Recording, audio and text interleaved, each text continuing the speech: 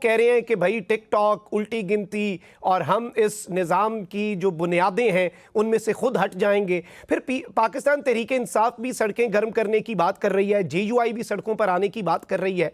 तो क्या हुकूमत डोमेस्टिक फ्रंट पे परेशान है? सबसे पहले तो thank you for having me here Makhdoom साहब।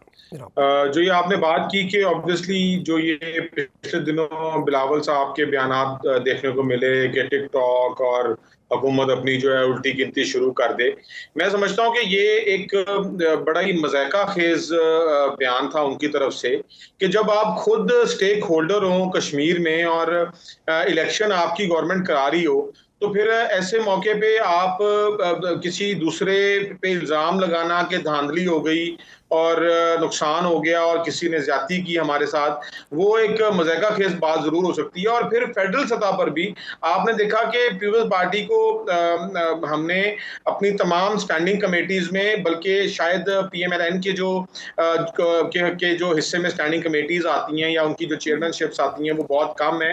हमने वहाँ पे उनको अपने से ज़्यादा शेयर दिया हुआ है और सेनेट उनके पास है, फिर प्रेसिडेंसी उनके पास है।